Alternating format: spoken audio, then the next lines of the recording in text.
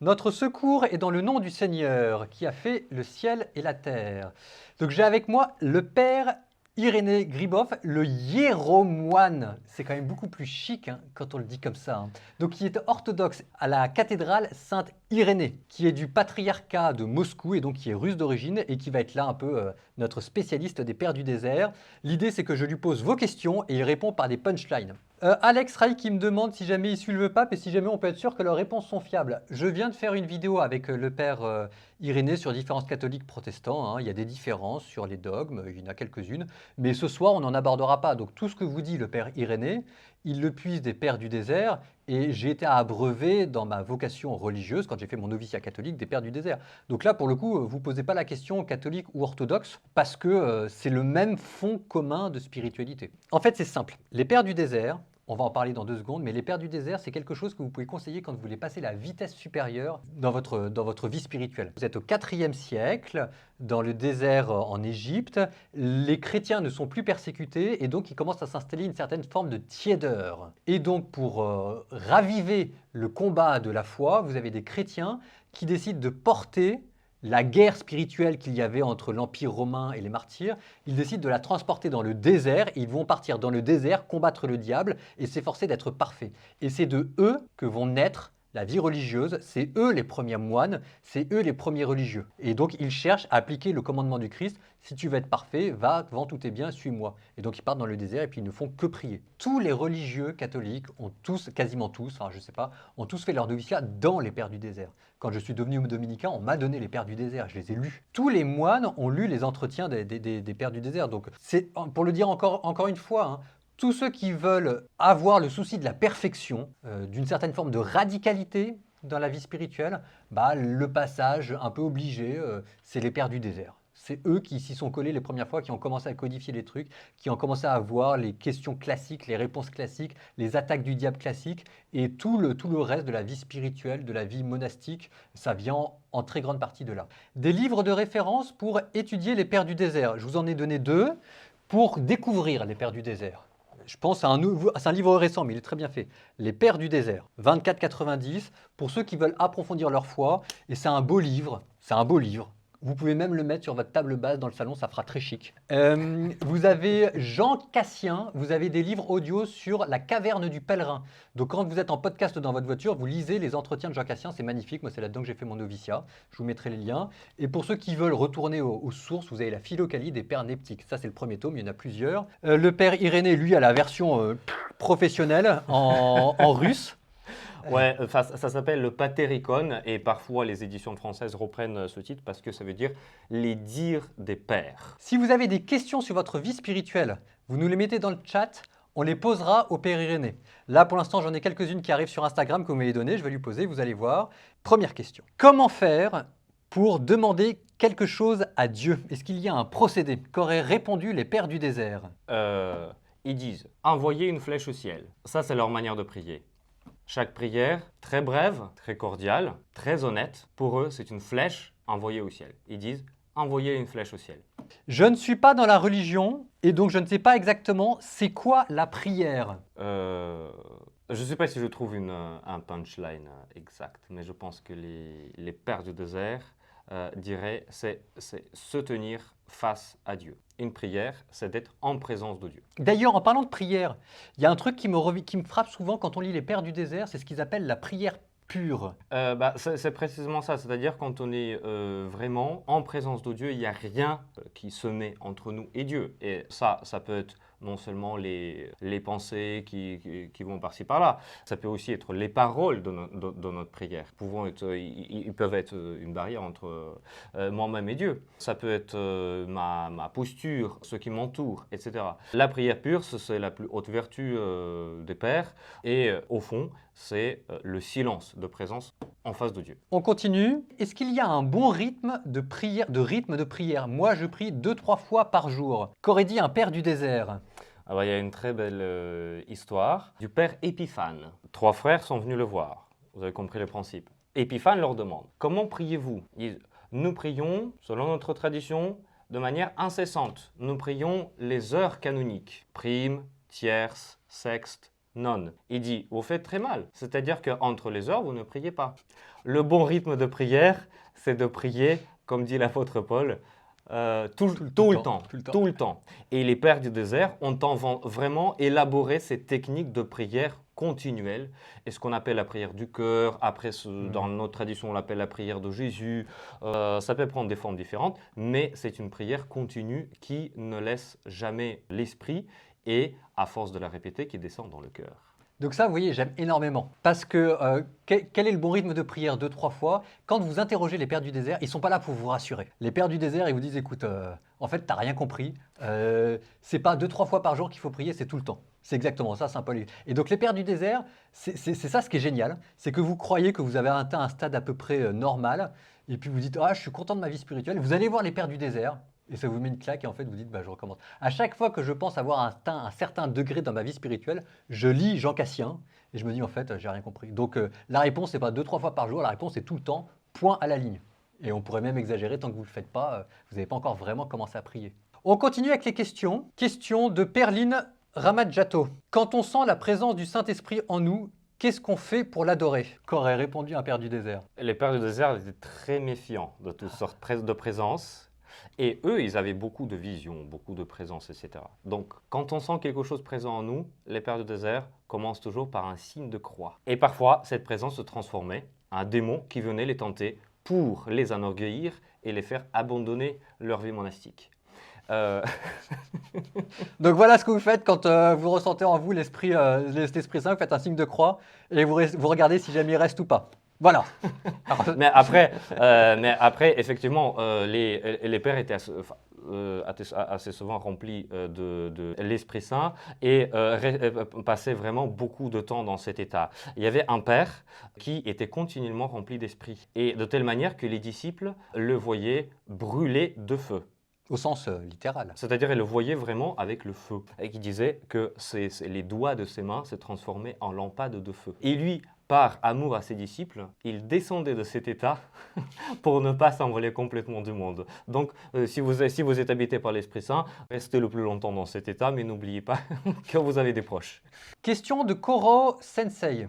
Est-ce que quand on s'énerve pour le bien d'une personne, c'est un péché? Les pères disaient que la colère, Dieu nous l'a donnée pour se mettre en colère contre le péché en nous. Donc, il y a le punchline qui dit « Ne se mets jamais en colère contre l'autre ». Parce que pour quelqu'un, l'autre, c'est toi-même. Comment pardonner? Forcément, il y a forcément quelqu'un d'autre qui cherche à te pardonner aussi. Mais bon, les pères avaient peu de problèmes avec ça parce qu'ils étaient, c'est l'humilité. Ils se plaçaient toujours dans leur état humble. Ils se considéraient misérables, le premier des pécheurs. Et ils disaient que si Dieu m'accepte tel que je suis, comment ne pas accepter l'autre qui m'a fait du mal? Comment bien commencer une prière pour arriver à se mettre en présence de Dieu? Quand je prie, quand je commence la prière, je pense que je suis le prisonnier à qui on va couper la tête sur la place. Et dans la fenêtre du château, je vois le roi qui seul peut annuler cette sentence. Et déjà, quand l'épée est déjà levée, je crie à ce roi, sauve-moi. C'est l'attitude. Voilà. On est beaucoup sur la prière, hein, mais donc vous continuez de nous poser vos questions. Est-ce qu'il est normal de ne jamais ressentir la présence de Dieu? Le ressentir, les pères du désert n'aimaient pas beaucoup ce mot. Il y a un disciple qui vient voir un père et dit « Ah bah, je me désespère, ça fait des années que je passe dans ma cellule et il n'y a absolument rien qui m'arrive. Je fais des choses. » Il lui dit ne te soucie pas de ce qui t'arrive, mange, bois, dors, récite ta règle, mais reste dans ta cellule. Fais ce que tu veux, mais reste à la place où tu es. Écouter quelqu'un, est-ce de la charité? Alors, il peut y avoir deux questions. Donc, je vais la différencier là-dedans. Il peut y avoir deux questions. Comment faire pour écouter quelqu'un avec charité?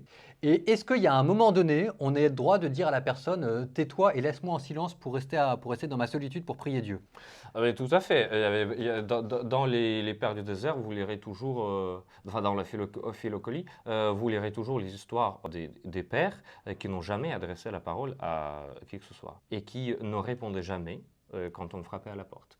Mais après, il y a une anecdote avec ça. C'est-à-dire, il y avait un père qui était parfait. Tous les disciples considéraient qu'il était parfait. Il connaissait les Écritures saintes par cœur. Il priait matin, soir et nuit. Il ne mangeait rien du tout. Et donc, il y a un disciple qui est venu lui demander « Mais comment fais-tu pour être si détaché du monde ?» Et dit « Qui sont ces pauvres gens pour leur parler ?» Donc, c'était quelqu'un dont la perfection n'apportait aucun fruit. Ah, Parce qu'il ne parlait pas aux gens, parce qu'il les détestait. Donc, c'est pour ça qu'il vivait au désert. ça c'est très bien. Dans la vie religieuse, hein, il y a des frères qui restent en silence à table. Et il y a quand même toujours un moment donné, on se demande si jamais ils ne parlent pas à table parce qu'ils aiment Dieu, ou bien si jamais ils ne parlent pas à table parce qu'ils n'aiment pas leurs frères. Oui, les pères, ils avaient une discipline.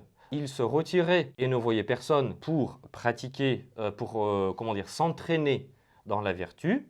Mais après, ils allaient voir soit leurs frères, de vivre un peu en communauté, soit ils recevaient les gens pour mettre cette vertu en pratique. Pom, pom, pom, pom, pom, pom. Comment faire en parlant du jeûne? À quoi ressemble un jeûne chrétien? Qu'aurait répondu un père du désert? Les pères, pour les pères, le jeûne, c'est l'abstinence totale de boissons et de nourriture. Et après, les pères vivent au désert égyptien. Donc, c'est un effort considérable. Mais il y a le punchline des pères du désert. Si le jeûne chrétien consistait juste en abstinence de nourriture et de la viande, de lait, et si on mangeait juste très peu, les meilleurs saints, ce seraient les vaches. J'adore, j'adore. Est-ce qu'il y a une situation similaire ou analogue avec des mères du désert? Tout à fait. Les recueils des dires des pères et des mères, bon, on appelle pères, mais on fait aucune distinction entre les pères et les mères. C'est-à-dire, dans la version traditionnelle, c'est organisé dans l'ordre alphabétique, c'est-à-dire on ne fait pas thème par thème, c'est le nom du père, qu'il soit père ou mère, dans l'ordre alphabétique, et la plus grande partie des dires, ils sont anonymes. Quels sont les grands pères, excusez-moi pour le jeu de mots, si jamais on devait lire la vie de un père ou deux pères du désert? Je pense qu'on dirait déjà Saint-Antoine le Grand, parce sûr. que c'est le fondateur. Et en France, celui qui a apporté le plus de postérité, c'est Cassien. Vous en avez encore un autre qui est très grand, qui est connu, qui s'appelle Évagre. Oui. Et je pense on mettrait qui d'autre? Macaire. Macaire. Macaire le Grand, on l'appelle Ouais. aussi, comme Antoine. Et moi, j'ajouterais, dans nos traditions orthodoxes, les pères, ça va assez loin, jusqu'au XXe siècle. Moi, j'ajouterais mon préféré, Isaac le Syrien, même s'il a vécu au 7e siècle, mais il vivait non pas dans le désert d'Égypte, mais dans le désert de Syrie, d'où son nom syrien. Je ne sais pas pourquoi ça me faisait penser à ça. Un des trucs qui m'avait frappé, c'est dans les anecdotes, vous aviez des pères en Palestine. Il y en avait un qui s'appelait Dorothée. C'est un prénom masculin. De Gaza. Oui, Dorothée de Gaza. Oui. Et il expliquait qu'il avait appris la charité fraternelle parce que toutes les nuits, quand il dormait, les frères, pour aller faire pipi dehors, passaient par-dessus son matelas et en fait lui pissaient dessus, quoi. Et c'est comme ça qu'il avait appris la charité fraternelle. Je ne me souviens pas de ça. Parce que moi, je me souviens que ça m'avait marqué. Ça m'avait marqué. Ça, c'est la vraie charité fraternelle. Alors, une question sur la prière. Mes prières sont souvent perturbées par les divagations de mon esprit. La solution des pères du désert, c'est d'envoyer les flèches au ciel. Prière très brève, vraiment très très brève. Un cri, quoi. Un cri. Seigneur, aie pitié. Kyrie eleison. Là, comme il est écrit dans les psaumes, un pauvre cri, le Seigneur entend. Donc ça, c'est verbal, comme ça éloigne les pensées. Puisqu'on est par là, dans les pensées qui nous assaillent. Les pères ont distingué différents niveaux des pensées. Oui. La pensée traverse l'esprit. La suggestion. Enfin, je ne sais pas quels sont les noms français pour ça. Donc, la suggestion, il n'y a rien de mauvais en suggestion. Oui. Elle traverse l'esprit contre notre volonté. Notre volonté n'y participe pas, il n'y a pas de problème. Après, il y a... la complaisance. Ça doit être ça. Je ne connais pas les termes français pour ces niveaux. C'est quand elle s'attarde et quand nous l'arrêtons. Oui. et nous la considérons encore comme quelque chose d'extérieur, voilà, comme un objet, mais nous n'y goûtons pas. Et puis après, Comment vous dites, l'acquiescement. l'acquiescement, voilà, l'acquiescement quand cette pensée qui nous était extérieure, quand on l'a fait nôtre. Si dans la complaisance, il y a une partie de péché, mais aussi de juste corruptibilité de notre esprit, où on n'est pas parfait, où on ne peut pas laisser passer les pensées tout de suite, parfois on s'attarde, ou on peut être vraiment surpris par la pensée et donc ça tarde. Et donc du coup, troisième niveau, ça c'est du péché. Donc il faut pas, la distraction dans la prière, ça peut être les pensées qui passent. Mais si ça va jusqu'au dernier degré, c'est-à-dire que la prière est trop longue. Il faut la raccourcir. Ah oui, vous avez je crois que c'est peut-être Saint Augustin pour le coup qui dit ça, qu'il vaut mieux des prières courtes, brèves mais répétées, que des prières longues où on s'ennuie. C'est pas le Père du désert, mais c'est... Oui, mais c'est tout à fait dans l'esprit. C'est tout à fait dans l'esprit. C'est la prière du cœur dont parlent les pères. Il y a ce qu'on appelle le discernement des esprits. Comment est-ce que je pourrais faire pour discerner les bons et les mauvais esprits? L'expérience est le père spirituel. Tout le chapitre sur le discernement, il parle carrément que du rôle du père spirituel qui va apprendre aux jeunes religieux à abandonner sa volonté et en devenir par là libre et à discerner avec la liberté. Il y a l'histoire d'un père qui a demandé à son disciple de replanter les carottes qui viennent de ressortir de la terre. Et la conclusion, vous voyez, les histoires des pères, il y a quelque chose qui nous paraît complètement absurde. Donc il y a un ancien qui demande à son disciple d'aller replanter les carottes qui viennent de sortir de la terre et en plus de les replanter tête à l'envers. Le frère le fait et après, il est plus distrait dans la prière, comme le résultat, ou il n'est plus assailli par les démons. Et ça, derrière, c'est la vertu d'obéissance. Comment apprendre à comprendre ses rêves? Est-ce que dans les rêves, il y a des messages de la part de Dieu? Qu'aurait répondu un père du désert? Il faisait beaucoup de rêves, les pères du désert, ou pas? Il faisait beaucoup de rêves, mais assez souvent, c'était les rêves démoniaques. Oui, c'est ça. Enfin, qui les faisaient sortir du monastère ou qui les faisaient dire du mal de leurs frères. Il n'y faisait pas beaucoup confiance. Comment discerner la vie religieuse? Comment est-ce qu'on peut discerner si jamais on est appelé à tout quitter pour Dieu? Pour les pères du désert, tout le monde était appelé à quitter le Dieu. Quitter le monde. Et entrer en vie monastique. C'était la vocation générale pour eux. Après, il y a un dire des pères. Il dit, si le monde savait comment dure est la vie des moines, personne n'aurait jamais devenu moine. Mais si le monde savait quelle est la joie, le bonheur et la paix qui sont acquises par la vie monastique, tout le monde serait devenu moine. Cette vocation, à un moment, c'est une certitude qui devient une évidence intérieure. C'est toujours comme ça avec le discernement, ça se termine par une évidence. Il faut essayer. Il y a beaucoup, dans les écrits des pères, il y a beaucoup de disciples qui sont venus vivre avec eux et après qui sont revenus au monde, parce que ce n'était pas leur vocation. Je pense que c'est en essayant qu'on voit. Est-ce que Jean le Baptiste peut être considéré comme un père du désert? La réponse est oui. Je vous rappelle pour la petite anecdote que le vêtement en poil de chameau que Jean-Baptiste portait au désert, c'est ce qui vous a donné la cilice que portaient les moines. Quoi d'autre? Quelle est la différence entre un frère et un père? Je ne pense pas qu'il n'y avait pas encore cette différence qui existait à cette époque-là. Pour nous, frère, c'est simple frère, et père, c'est un prêtre. Mais à cette époque-là, en fait, ils étaient... Enfin, père, c'était Abba, c'était celui qui avait l'autorité spirituelle et qui avait les disciples, qui était le père spirituel pour quelqu'un. Le guide spirituel, si vous voulez. Et les frères, c'était le nom général. Oui. De tous ceux qui habitaient le désert. Comment faire confiance à Dieu pour notre avenir après une succession d'échecs? Alors, je ne sais pas si c'est exactement une question qu'on aurait posée Père du désert, mais elle mérite d'être... Est-ce qu'on a une punchline des Pères du désert à faire là-dessus? Il y a une histoire. Un père vivait dans sa cellule, il commettait toujours le même péché tous les jours. Mais il n'abandonnait pas, et il se relevait. Et donc les frères sont venus et lui demandaient, mais cette passion, elle ne te laisse pas, tu n'arrives pas à la convaincre, à la vaincre. Comment tu ne lâches pas la prise et tu ne pars pas? Il dit, je tombe et je me relève. Et j'espère que quand le Christ viendra me chercher dans cette vie, il viendra au moment où je serai relevé. Concrètement, on me demande ça, c'est une question qui arrive souvent et c'est vrai que c'est une bonne question. Comment vivent les frères du désert? Est-ce qu'ils travaillent? Est-ce qu'ils prêchent? Est-ce qu'ils font des actions humanitaires? Si jamais on devait décrire la routine d'un père du désert, ça consisterait en quoi? Ils mangeaient quoi? Ils faisaient quoi de leur journée? Il y avait deux modes de vie. Et parfois, pour certains pères combinaient les deux.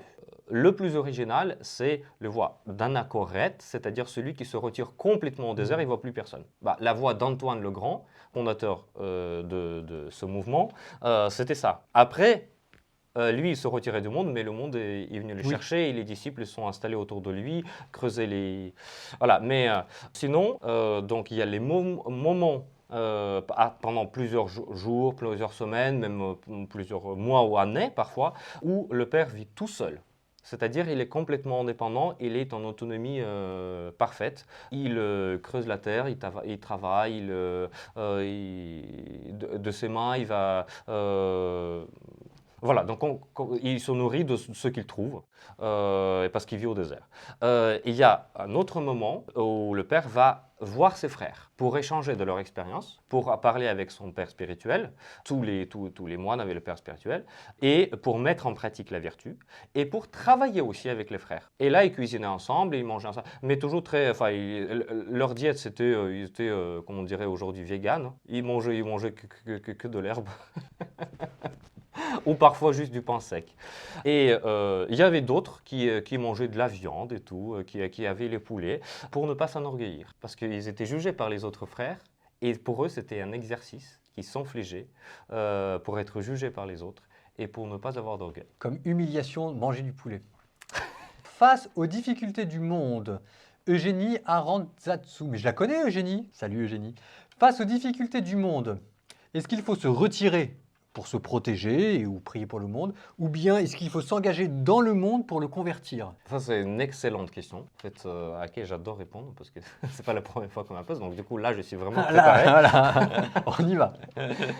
La vraie question, c'est ce que c'est le désert pour les pères, parce qu'on les appelle les pères du désert. Alors, c'est où ce désert? Est-ce que c'est un lieu retiré du monde, où on est calme, on est loin des passions, des tentations, et on peut vraiment se recueillir et comme ça s'approcher de Dieu? Ou est-ce un lieu où il n'y a aucun échappatoire dans ma lutte contre le péché? Je suis livré à moi-même. Et essayer d'être... on peut faire cette expérience vraiment. S'enfermer dans sa pièce, sans portable, de préférence, sans livre, rien du tout. Voilà, pendant 1 heure dans une pièce à ne rien faire. Ça peut devenir infernal. Et donc pour les pères, le désert, ce n'est pas une évasion paisible loin du monde, mais c'est un lieu du combat encore plus fort, plus dangereux pour eux aussi, où ils sont face à toutes leurs passions.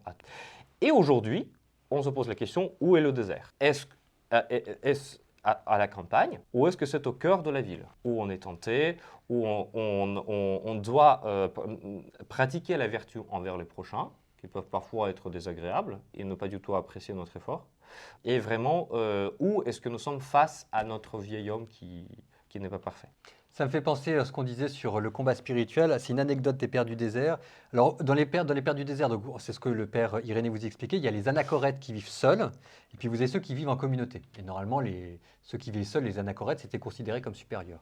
Et donc, un jour, il y en a qui essayent d'être anachorète et qui n'y arrivent pas et qui revient dans la vie commune. Et alors, on dit, mais pourquoi tu as fait ça? Il dit, parce que dans l'anachorétisme, la vie en solitude, les démons ne nous laissent jamais en paix et viennent sans cesse nous harceler avec des tentations. Alors que dans la vie commune, parfois nos frères nous laissent en paix. C'est une bonne celle-ci. Je l'adore. Est-ce que vous pouvez nous parler de la nepsis, vie orthodoxe qui nous demande ça? Père, le Christ est ressuscité. Père Irénée, pouvez-vous nous parler de la nepsis, une discipline essentielle dans notre spiritualité orthodoxe? Oui. Alors, nepsis, déjà, ça veut dire quoi? Sobriété. Sobriété. En grec. Les pères, on l'appelle père neptique, ça veut dire les pères qui passaient sa vie en sobriété. Dans la sobriété. dans, Ouais. dans la sobriété. En vérité, il est ressuscité, c'est la réponse à la salutation à la période pascale dans laquelle nous sommes. Et deux, la pratique de nepsis consiste à être vigilant à toute pensée qui traverse mon esprit. Pom, pom, pom, pom, pom. Comment peut-on être père du désert à la maison? Le père du désert, c'est l'attitude. C'est pas vraiment une mode de vie extérieure, c'est une attitude. Il faut trouver son désert, c'est-à-dire se mettre face à son homme imparfait, reconnaître ses imperfections et leur annoncer la guerre la plus totale et vraiment être maximaliste dans l'application de l'évangile. Et ça, on peut être à la maison, on peut être au boulot, on peut être partout. Est-ce qu'il y a des pères du désert qui ont craqué et qui ont quitté le désert? Beaucoup, beaucoup. Et il y a beaucoup qui sont revenus après. C'est vrai qu'une fois on s'est engagé sur le chemin, on est considéré toujours, enfin les pères du désert, on parle parce qu'ils nous ont instruits, mais là en gros on parle de la vie religieuse. Oui. Une fois on est engagé sur le chemin et on a prononcé ses vœux, même si après on quitte son monastère, son couvent et on revient dans le monde, etc., on peut toujours revenir. Il y a un père qui a craqué, qui est parti vivre en ville, qui a épousé une femme, qui avait une famille, qui avait un jeune garçon et qui après s'est repris et est retourné avec son petit enfant au désert et a fait un moine de son enfant. Et voilà, dont acte. Est-ce qu'on est imparfait si on n'arrive pas à aller dans le désert? J'ai pas compris. Alors, si jamais on est privé de désert, c'est peut-être un jeu de mots, bon bref. Qu'est-ce qu'il faut attendre de la vie spirituelle? La connaissance de Dieu. Très bien. Je fais partie des forces de l'ordre. Comment est-ce que je peux faire preuve de charité tout en faisant preuve de fermeté? La charité s'arrête là où commence le ruse. Ah, c'est pas mal ça. Est-ce que le combat spirituel est causé uniquement par le diable ou bien est-ce que nous sommes nous-mêmes parfois l'auteur Tout à fait, il y a un père qui était très tenté pendant toute sa vie au désert. Et il est allé voir son père spirituel. Et le père spirituel, qui était un grand spirituel, assez souvent, dans des cas comme ça, le disciple va voir et dire, voilà, j'arrive pas à combattre ces tentations, ça m'assiège pendant 40 jours, ou je sais pas quoi, pendant des années, etc. Et le père spirituel va prier pour son disciple. Pourquoi il est tenté? Et il voit le démon qui tente. Il dit, alors, pourquoi tu tentes ce disciple? Il dit, moi, je ne tente pas, je suis juste à côté parce qu'il se débrouille très bien lui-même. Je regarde l'heure, c'est bon. Nouvelle question, comment incorporer la charité dans notre vie concrètement? Pour les pères, la charité, ce n'est pas une valeur en soi, c'est un don de Dieu. Donc, la charité, on l'acquiert en s'unissant à Dieu. Plus on est uni au Christ, plus on a de la charité. Et cette union se passe par le silence et la paix. Il y a une très bonne histoire. Je ne sais pas si nous avons le temps à raconter l'histoire. Donc, il y a trois frères qui sont venus voir un abbat, un père. Et lui dit, bon, écoute, nous allons mettre la vertu en pratique. Il y en a un qui va s'occuper des malades, l'autre qui va s'occuper des pauvres, et le troisième va annoncer l'évangile. Et le père dit, bon, bah, moi, je vais m'occuper de la prière du cœur. Donc, il n'a pas bougé. Tous les autres sont partis. Un an après, ou je ne sais pas combien, ils reviennent et tous les trois sont déçus. Ils disent, parce que autant que je m'occupais des malades, il y en avait toujours plus. J'ai rien apporté, autant qu'il y avait des pauvres, il y avait toujours plus de pauvres. Et celui-ci qui est resté sur place était tout heureux et illuminé. Il dit, comment toi tu y arrives? Il dit, vous voyez, il prend une bassine avec l'eau, il met du sable dedans, il mélange. Et il dit, vous voyez, maintenant, on ne peut pas, quand on regarde dedans, on ne peut pas voir le reflet, son propre reflet. Laissez-le en paix et laisse la bassine en paix pendant 1 heure. Le sable descend et l'eau devient comme un miroir. Il regarde dedans. Si on n'a pas la paix intérieure, tout ce qu'on fait, la vertu qu'on met en pratique, ça n'apportera pas le fruit. Il y a quelque chose de très fort là-dedans. Il y a quelque chose de très fort. Bon, donc je vous propose, ce sera la clôture de cette soirée. Merci pour toutes les questions qui ont été posées. On va se dire les complis entre nous. Donc vous à la maison et nous ici, on va dire les complis. Notre live. Pom, pom, pom, pom, pom. Dieu, viens à mon aide, Seigneur, à notre secours. Gloire au Père et au Fils et au Saint-Esprit, au Dieu qui était et qui vient, pour les siècles des siècles. Amen. Alléluia.